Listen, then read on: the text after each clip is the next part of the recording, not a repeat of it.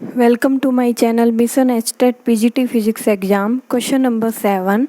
Two balls of mass is m and 2m are moving at speeds v and v by 2 respectively. After undergoing a completely inelastic collision, they move together with a speed of v by 3. The angle between the initial velocities of the two balls is first option 30 degree, second option 45 degree, third option 60 degree and fourth option 120 degree. तो question में हमसे पूछा गया है कि दो balls हैं जिनका मास m एंड 2m है, दोनों एक स्पीड से मूव कर रहे हैं। m जो मास है वो v स्पीड से मूव कर रहा है और 2m जो मास है वो v बाई 2 स्पीड से मूव कर रहा है। दोनों में इनइलास्टिक कोलिजन होता है। इनइलास्टिक कोलिजन दैट कोलिजन होता है जिसमें linear momentum, total linear momentum conserved रहता है before collision and after collision, लेकिन काइनेटिक एनर्जी कंजर्व्ड नहीं रहती।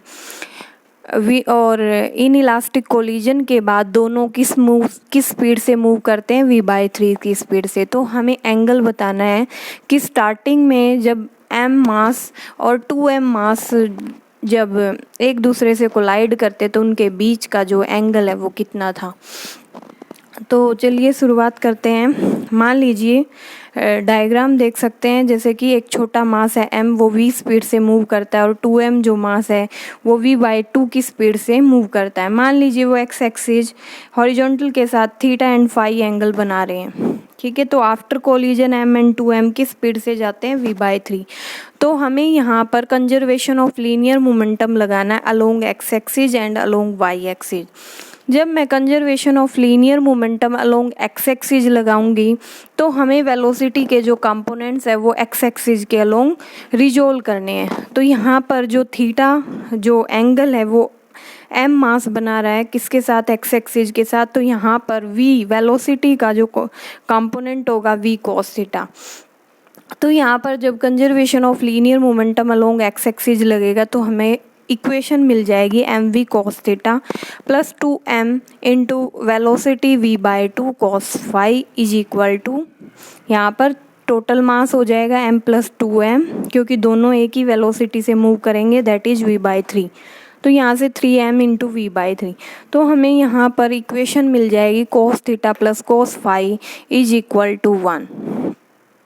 फिर हमें लगाना है conservation of linear momentum along y axis, क्योंकि आफ्टर कोलिजन जो मासीज हैं वो x एक्सिस के अलोंग मूव कर रहे हैं, y एक्सिस के अलोंग उनका कोई कंपोनेंट नहीं है वेलोसिटी का। तो यहाँ पर जैसे ही मैं conservation of linear momentum along y axis लगाऊंगी तो मेरे पास इक्वेशन होगी mv sine phi minus mv sine theta is equal to 0। तो sine theta is equal to sine phi, sine theta sine phi के इक्वल है, इसका मतलब theta is equal to phi है। वैसे अगर हमारे पास यहाँ पर थीटा फाई मिल गया हमें, लेकिन अगर मान लीजिए 2m की बजाय 3m मास होता है तो थीटा फाई के इक्वल आए, ये ज़रूरी नहीं है। ये वैसे हम सिमेट्रिक से समझ सकते थे, जैसे कि एक मास m है, दूसरा मास उसका डबल है 2m। मास m v वेलोसिटी से मूव कर रहा है और जो डबल मास है वो उस वेलोसिटी के हाफ से मूव कर रहा है। तो यहाँ पर कॉमन सेंस से भी हम थीटा फाई के इक्वल ले सकते थे, लेकिन हमने यहाँ पर मैथमेटिकली भी प्रूव कर दिया कि थीटा जो है वो फाई के इक्वल होगा। तो यहाँ पर हमें निकालना क्या है, हमें निकालना है कि कितना एंगल था स्टार्टिंग में जो वेलोसिटी थी m एंड 2m की, तो दोनों के बीच कितना एंगल था। तो हमें कैलकुलेट करना थीटा प्लस फाई।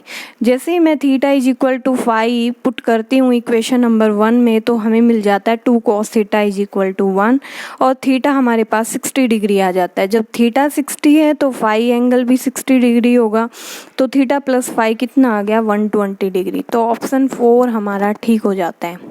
तो answer is option 4। Thank you.